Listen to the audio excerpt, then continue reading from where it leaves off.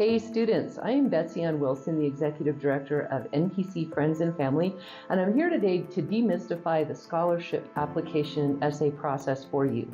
You have noticed that there are multiple scholarships available from NPC Friends and Family, which is the college's nonprofit foundation, for you to use for the upcoming semester. And you may be thinking, well, I've never applied for a scholarship and I don't know how to write the essay. So I'm going to try to help you with that process. And the first thing we're going to talk about is where scholarships come from. This topic is super important because as you prepare a scholarship essay, you need to be kind of thinking about the audience that you're speaking to. You're never going to meet these people, so you need to make a good impression on them so that your application is selected as a winning application. So who funds scholarships? When I teach this class live and I ask this question, the answer I most often get is the government. And that's wrong. Scholarships are not the same thing as the federal Pell Grant that you get through completing the FAFSA. They're usually provided by events that we put on through NPC Friends and Family, fundraising events, and also through the work of donors who have a philanthropic need to give money. What does philanthropy mean? It simply means love of fellow man. And I think a really cool thing about philanthropy in America that I learned is that 80% of the charitable giving in this country comes from people who are the average income citizen. They're not like the Bill Gates and the Oprah Winfreys. They're people like we see every day, our instructors, our parents, people like that. So with that in mind, you need to present yourself to these folks as the person who's the best investment for that money that they have provided so generously so that you could have a scholarship. So philanthropists can be all kinds of people. They can be interested in animal shelters. They can be interested in soup kitchens. For our purpose, philanthropists that give to NPC Friends and Family are interested in you, student, having a successful college education and becoming what you want to do in terms of your career aspirations. So let's talk about how to present yourself in the very best light to a bunch of people you're probably never going to meet. So now that we know where the money comes from, who selects the scholarship awardees? That's done in the case of NPC Friends and Family by a committee of volunteers. And the volunteer committees are usually comprised of people from our communities, people from my NPC Friends and Family board, college faculty, staff, administrators. It's a nice sort of homogeneous mix of people, and there are 7 to 9 folks on every committee, and each one of them has their own perspective that they're bringing to your scholarship. So the most important thing that you do is make a good impression on them right away with your scholarship essay. So we're going to break this scholarship essay down into 4 paragraphs. So for the course of the next 30 minutes or so, I'm going to talk to you about what goes into each of those paragraphs and why. And then we're going to talk about some tips for making your essay stand out among all the rest. What we're also going to talk about is a basic 500-word scholarship essay, and I want you to have that 500 words in mind because every scholarship essay, no matter who you're applying to, has some sort of a limit. So you need to learn how to work within a limit. And 500 words is kind of the basic that most scholarship applications want. And then I'll also tell you going forward that there will be a lot of different scholarship essay prompts that you'll see as you learn to apply for scholarships. What I'm talking about today is a simple personal narrative. And as long as you have something like this in your wheelhouse, you can not only apply for NPC Friends and Family scholarships, but you can use it as a basis for applying for other scholarships no matter where you go and not have to reinvent the wheel and rewrite the whole essay. The bottom line is I want you to think of financial aid and scholarships as your first order of business when you're affording a college education. Please don't think about borrowing money. Think about applying for scholarships because there are so many of them out there and so many of them go unawarded because people just don't apply. So let's talk about the scholarship essay. In the first paragraph, please do not start your essay by saying, "My name is Mary Smith and I want to go to Northland Pioneer College and get an associate degree in art so that I can transfer to a university and become a teacher." It's not that that's not correct, and maybe that really is what you want to do. You want to hook and hold this audience, these scholarship reviewers, right from the get-go. And the best way I've ever seen this done over the years I've been doing this is to tell a story about yourself. You have a unique story about why you chose to do what you're doing. And so I'm going to give you a couple of examples, and I'm going to come back to one of them because I'm giving it for a couple different reasons. But in the first example, A number of years ago when we first started NPC Friends and Family, we had a student who wrote an essay about why she wanted to become a firefighter. And she talked about how when she was 16, growing up in this little town in southern Arizona, all the kids wanted to be 16 so they could get their driver's licenses. She wanted to be 16 so she could become a junior firefighter. And she talked about how her father and grandfather were firefighters. She was following in a family tradition. And in that first paragraph, she talked about the day she got called out on her first fire, which was a wildland fire. And she described driving down a gravel road through waving grasslands, and she could see the fire burning off in the distance. And she was excited because she was sitting in the fire truck between her grandpa and her dad, and all the other fire trucks were stretched out behind them, and they were going to fight this fire. And she said, as we drove along, I could start to really smell that fire because it was getting closer. And as we drove further, I could hear it. And I realized that a fire makes a sound. A wildland fire sounds almost like a train roaring on tracks. And I began to get nervous because I realized the fire was going to run into the road we were driving on. And all of a sudden, my grandfather stopped the truck in the middle of the road, and he turned to me and he said, we are going to crawl under the truck. You're going to pull your turnouts over your face so that you don't inhale smoke. The fire is going to burn over the road, and then we'll be able to fight it. And her next sentence, she said, I was scared to death. So in the days when we received the scholarship application, I used to work as an ad hoc member of the review committees because we had so few scholarship applications, and we would actually read the essays out loud, and the committee would discuss them and score them that way. And let me tell you, when they got to the end of this first paragraph, there could have been a stack of applications that high, and she had won that scholarship because she was passionate about what she wanted to do, and she had a story about why she wanted to go to college and earn a degree. So in the course of this presentation, I'm going to remind you that I will help you edit your scholarship essay. There's no conflict of interest in my doing that because I'm not part of that review committee, and I want you to win the scholarship. So the second essay example I'm going to talk about came from a student several years back who just sent me his essay for editing before he sent in his full scholarship application. And I began reading this essay, which started with something like, when I was in high school, I ruined my life. I had fallen into drug and alcohol addiction. I dropped out at 17, and I pretty much wanted to be with my friends who were drunk and high. And I'm reading this going, this is a scholarship essay?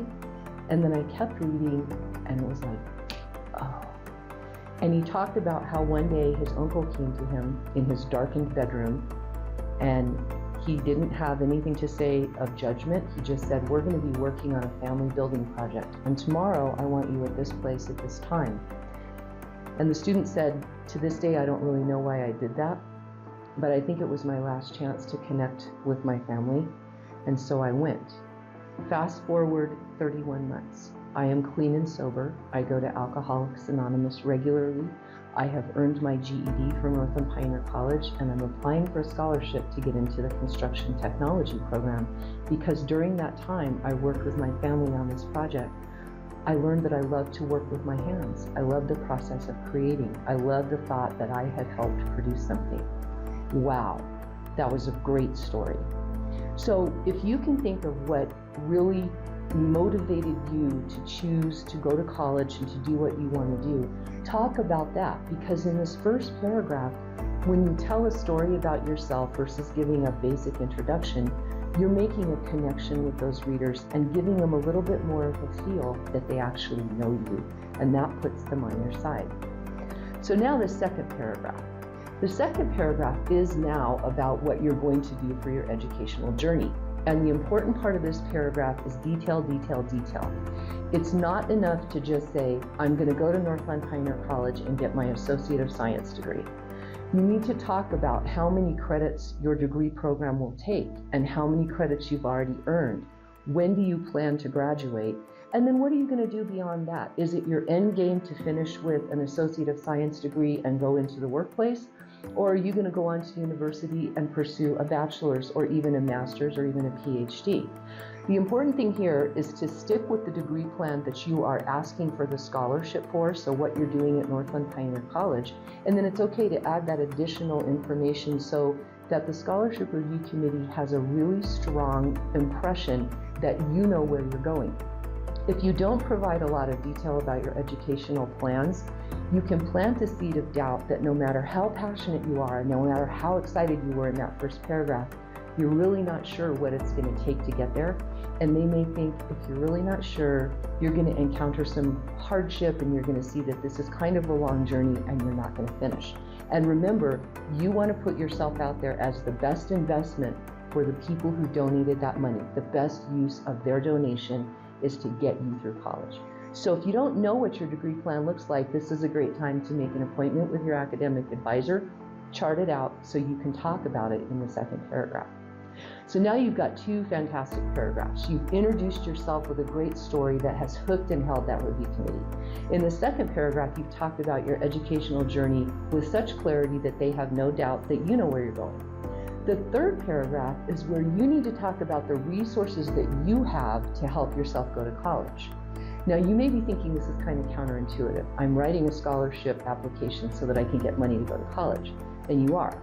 But remember that most scholarships are for anywhere from $500 to a couple $1,000s. There are very few of what we used to call a full ride scholarship, and even those that still sort of bill themselves as a full ride scholarship are really tuition waivers. They cover tuition. They don't cover things like books and course fees and parking fees and dining dollars and things like that, which are all part of an educational expense.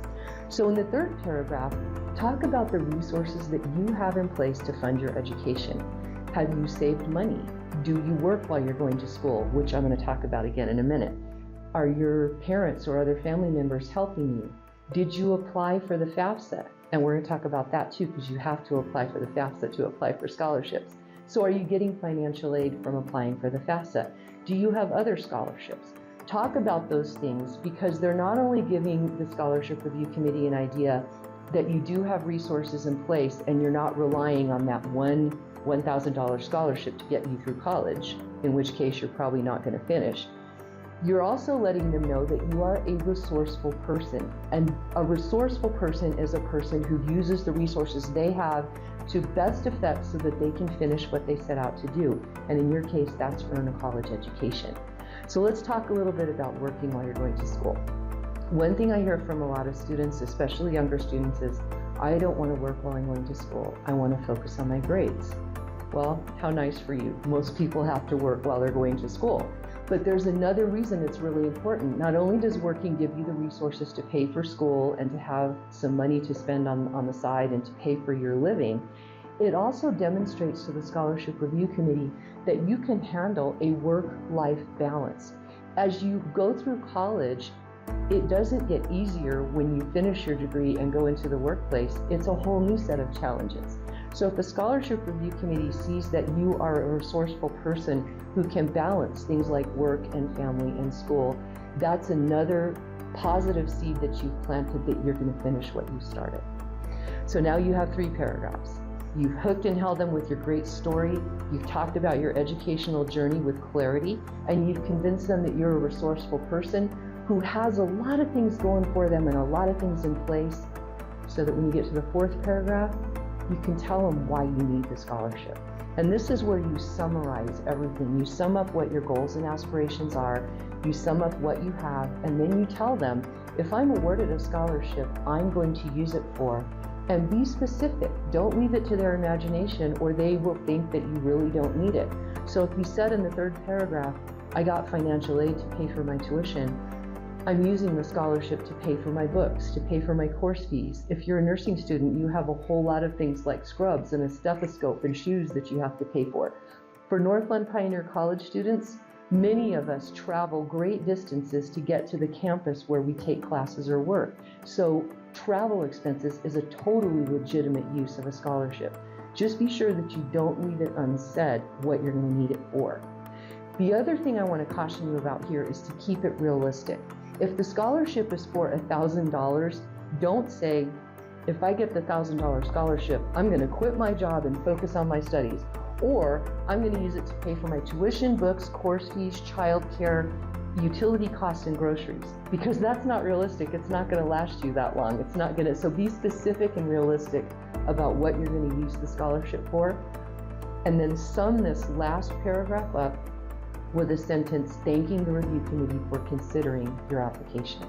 So now you've presented yourself as a great opportunity, a great use, a great investment in that scholarship donor's money that they gave so that you could have a scholarship. You've introduced yourself with a great story, you've talked about your educational journey, you've talked about your resourcefulness, and you've explained your need. That's your 500-word scholarship essay. So now we're going to talk about a few tips to make your essay and to make your application stand out now that you've got the essay crafted. So now you've written this amazing scholarship essay, and it's going to put you forward in the best light possible for that scholarship review committee. I want to talk about some tips to make your application stand out and to help you avoid some pitfalls that could cost you a scholarship. The first one of these is, let's talk about letters of recommendation. Most scholarships require 1 or 2 letters of recommendation, and it's in your best interest for NPC Friends and Family scholarships to go ahead and get a couple. They're not required for all scholarships, but remember, you're submitting a single online application to be considered for all the scholarships we have. So if you have a couple of letters of recommendation in your file, then you're going to be considered for more scholarships. So where do we get letters of recommendation? The first important thing to think about is they should not come from your friends or your family members, because we expect those people to say good things about you. You want letters of recommendation that attest to the review committee that you have what it takes to be a great college student. So people who know that you have a work ethic, people who know that you study, people who know that you work hard on your grades. You don't have to make perfect grades, but they know that you're dedicated to doing a good job. So who can we get these letters from? Past or current employers, people for whom you volunteered in the community, teachers, counselors, academic advisors at NPC. These are the kinds of people that you should be asking for letters of recommendation. A tip I like to give students is, once that you have your essay written and it's edited and in its final form, share it with your recommenders. Because if they see what you're writing about yourself, they can reinforce it in the letter that they write about you. So it's totally okay to do that. Another word about letters of recommendation, ask for them way before the deadline for the scholarship, because you don't want people to really want to help you. They're working, they're busy, and your request gets lost in the shuffle and they forget to send the letter of recommendation. So a word about deadlines.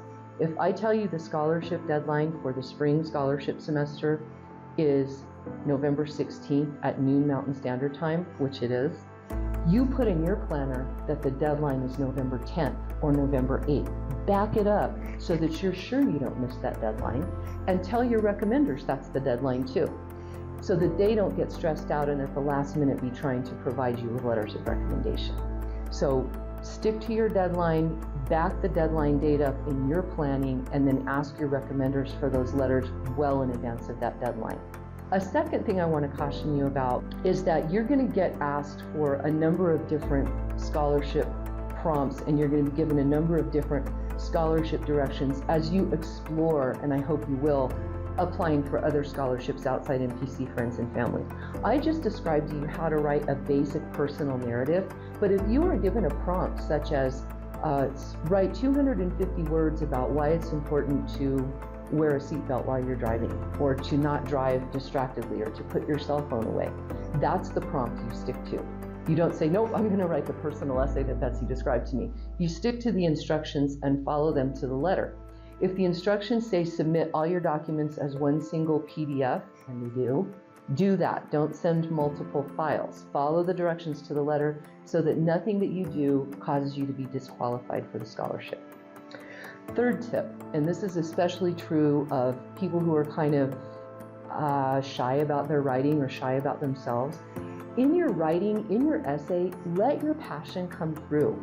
You are likely never going to meet these people face to face, so this is your opportunity to make a great impression. So don't be afraid to let the person that you are shine through in your writing. Fourth tip, stick to your accomplishments and build on them. Don't simply say in that third paragraph where you're talking about how resourceful you are, when I was a senior in high school, I was in National Honor Society. Say instead, when I was in National Honor Society as a senior in high school, we held a food drive and brought in over 2,000 pounds of food for our community. Then you're building on your accomplishments and you're telling why it was important that you did that. Fifth tip, and this is a huge one, no sob stories. When I teach this class live and I ask students what's a sob story, or if you will, what's the purpose of telling a sob story, they have no problem answering this correctly. The purpose of a sob story is to make someone pity you. So here's the thing about that. This will blow up on you in two ways. One, if you're telling a sob story, you're speaking from the perspective of a victim or someone who's still living in that sad place, and that's not a resourceful person. It doesn't mean that bad things don't happen to us, and it doesn't mean that we shouldn't talk about them if they're important in the context of our educational journey. Remember the story I told you about the young man who was an addict and how he overcame that, got his GED, got himself clean and sober, and was going to college? Not a sob story, a story of empowerment, a story of here's where I was, here's where I am, and by golly, here's where I'm going. That's not a sob story. In our nursing department, I get a lot of scholarships from students who talk about an experience that they had or their family member had, where they were so impressed by the person, the team who cared for them through an illness or a catastrophic injury or even the loss of a loved one, that's why they chose to enter the healthcare industry. So again, that's not a sob story, that's a story about where you're coming from. A second place that sob stories can blow up on you is you don't know who's on that scholarship review committee. So you may be telling the story that you think is the saddest in the world, and somebody on the committee has had a lot worse experience than that, and now they've just kind of put your application at the bottom of the pile. So be self-empowering and tell your story in a really valid and really uplifting way that explains why you got where you are. Okay, a tip now about editing. You all know as writers that the best way to put your best foot forward in writing is to have a really clean essay that is free of grammatical errors, spelling errors, punctuation errors. So get somebody who's trustworthy to you, and I will help you with this, to read and edit your essay and make sure that it's technically correct. Because nothing's going to make you look less resourceful than an essay that's full of errors. But there's another way to use editors. When you have that essay in its clean and final format, pick a couple of trusted friends who will give you the truth and have them read your essay. And then don't just say, did I do a good job? Because they're your friends. They're going to go, oh yeah, you're such a good writer. Actually, ask them, when you read my essay, would you award me the scholarship? Why or why not? And then listen to what they have to say. As writers, we have to be close to our subjects in order to write about them. And sometimes we're so close to the topic that we feel like we've communicated something because it's clear to us in our own heads, and we haven't actually communicated what we meant to. So your reliable sources that read your scholarship essay will help you understand how you came across. Maybe you came across as a little kind of big-headed and they want you to pull your horns in a little, or maybe you didn't say enough, like in that paragraph about how resourceful you were. They might point out something that you really should have talked about that will strengthen your case. So that's another way to use editors. Sixth and final tip. In today's educational world, we have begun to be able to use something called artificial intelligence. And if none of you are familiar with this yet, with tools such as ChatGPT, you can actually go online and find artificial intelligence tools to do things like write essays for you. You're going to hear about this from your professors. It's become a very controversial topic, especially in college, that you shouldn't be using artificial intelligence to write your essays, but I'm not going to talk about that here. What I want to caution you in terms of a scholarship essay is the scholarship essay needs to be your personal voice. We do not want to hear you use a whole bunch of big words and pontificate about big topics. We want you to follow the prompts for the scholarship essay and tell us about you. And you are a unique individual with a great story to tell that artificial intelligence can't even touch. So please don't be tempted to use artificial intelligence to write your essay. One, it's going to be obvious that you did, but two, it's your story. It's important. So that's what we want to hear. So now you've learned about the basics of writing a 500-word, 4-paragraph scholarship essay. Hopefully I've demystified that process for you, and it's time for you to go and apply for a scholarship from NPC Friends and Family. So go to npc.edu/NPC Friends Family, pull down the tab about scholarships, and you'll find all the information you need to know to submit your application. Remember to follow the instructions to the letter. And pro tip, everything I just talked about, in case you missed it, is also in a written tutorial at that site. So if you'd like to have an outline to help you write your essay, there will be a link that will allow you to do that. If you want to send me your essay for editing, I prefer that you send them as a Word document, and my email, betsy.wilson@mpc.edu, is also on the scholarship site. I'll be happy to edit your scholarship essay and work with you through the process of getting your application successfully submitted so that you can be considered for and awarded an NPC Friends and Scholarship. Thank you for listening to my presentation.